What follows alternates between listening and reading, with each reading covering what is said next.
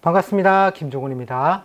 이번 시간에는 무의 비인에 관해서 한번 알아보도록 하겠습니다.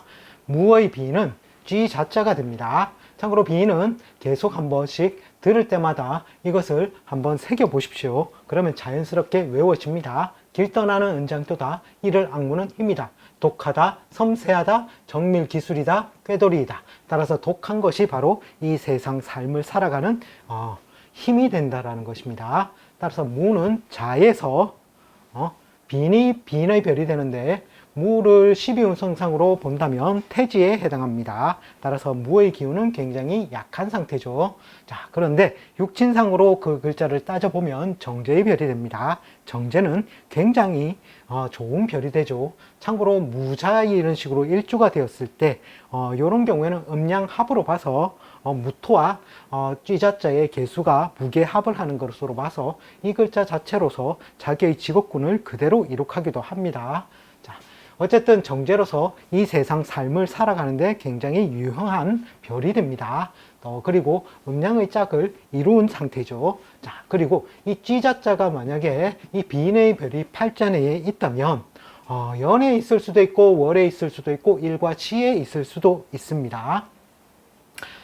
그러면 연에 있을 때의 좌표론적인 관점과 월에 있을 때 일과 시에 있을 때의 좌표론적인 관점을 한번 생각해 보시고, 이제 월에 만약에 쥐자자가 있다면 그 글자 자체만으로도 정제격으로 봅니다. 따라서 이 정제격을 한번 텍스트를 한번 찾아서 한번 보십시오. 굉장히 좋은 말들이 많이 적혀 있습니다.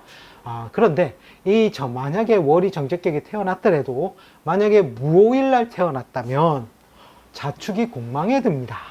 따라서 어떻게 되겠습니까? 이 정제가 비어 있는 것과 같죠.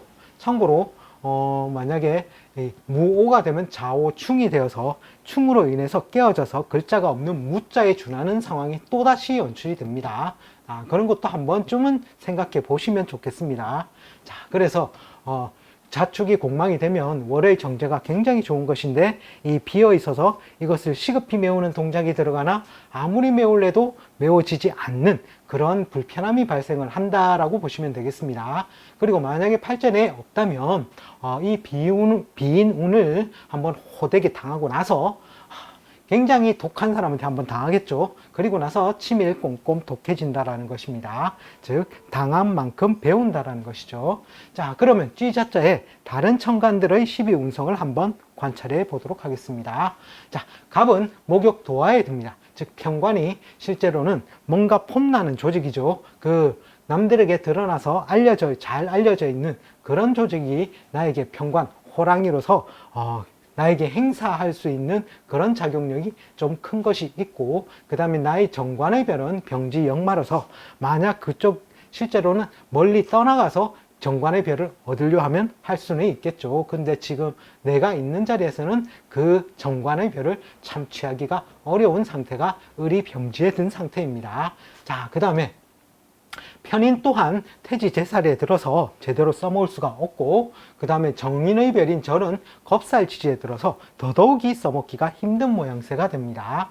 자, 그리고 나의 겁제도 절지 겁살에 들어서 무력한 모양이 되고, 경은 나에게 식신의 별이 되는데 이것도 사지에 들어 굉장히 살아있는 게 죽어 있는 상태와 진배 없는 모양이죠. 그래서 이 식신도 실제로는 써먹기가 굉장히 힘이 듭니다. 단 상관 천재성인 별이죠. 뭔가 법과 규칙을 깨부트려서 뭔가 창조해내는 그런 상관은 장생 지살에 있음으로써 이러한 상관성인 기질은 좀 써먹기가 좋을 듯 합니다. 자, 그리고 나의 정편제가 계속 장성과 망신으로 굉장히, 즉 장성과 록으로서 세력을 굉장히 크게 이루고 있다라는 것입니다. 그러니까 이런 경우에는 만약에 사업이나 장사나 사업을 한다면 어떤 세력에 의탁을 해야 되겠습니까? 쥐자자인 처동업이 굉장히 유력하겠다라고 보여지는 것입니다. 자, 그 다음에 띠별로 해서 본다면 빈도 굉장히 답답한 것인데 인호술띠 그룹에서는 제살, 수옥살이 들어가서 더더욱이 답답한 형태로 지내게 된다는 것입니다. 따라서 정신으로만 뭔가 생각해내고 그것을 극복해내야 하므로 꾀돌이, 임기응변 또는 죽기 아니면 까무러치기라는 것입니다. 만약 이런 상태에서 내가 나서서 뭔가 일을 주도하고 한다면 정말 제살, 수옥살에 갇힐 수도 있다라는 것입니다. 자, 그 다음에 해묘미의 같은 경우에는 연살, 도화살입니다. 뭔가 내가 호주머니 이속은 채우지는 못하겠지만 좀 소모 지출의 인자가 발생해서 완전히 채우지는 못하지만 시선 집중의 별로서 내가 뭔가 인기를 모으고 프로의 별로서 써먹을 수 있는 조건은 바로 해묘미띠의 무에 있어서 쥐자자 비인이 되는 것입니다. 다음에 신자진 입장에서는 쥐자자가 장성의 글자가 되죠. 뭔가 일을 하더라도 이 쥐자자가 중심적, 주동적 역할, 장군 핵심 멤버로서 뭔가 목적을 달성하는 그런 작용력이 있다라는 것입니다. 자, 끝으로 사유축 그룹에서는 신자진이 형님뻘의 그룹이 됩니다. 따라서 육해살이 들어서 정말 감당하기 어려운 일, 실제로는 이때 질병사도 많고요. 질병에 관해서 감당하기 어렵거나 또는 결혼 같은 경우에도 그렇습니다. 요즘은 많이 그것이 완화가 되었는데 과거에는 결혼 같은 것도 감당하기 어려운 일로 봤습니다. 그런 일들도 발생하고 또 한편은 이것이 저승사자를 만난 것과 같아서 이때 내가 주동적으로 뭔가 일을 계획하고 꾸려나간다면 저승사자를 만나실 수가 있을 겁니다.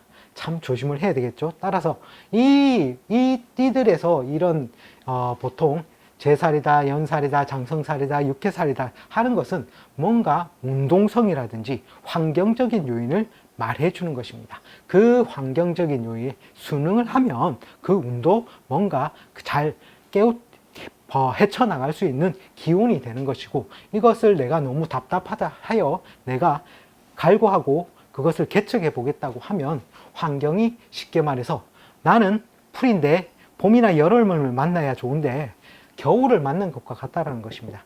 즉, 그래서 바로 온실 속에 있을 때는 괜찮으나 이것이 바로 베란다 바깥으로 내놓는다든지 이러면 바로 얼어 죽는 것과 같은 결과가 나타난다는 것이죠. 그래서 이런 운에 의해서 나올 때는 그 운에 순행하면서 살아가는 것이 이 역학이 삶에 주는 지혜가 아닐까 생각이 듭니다.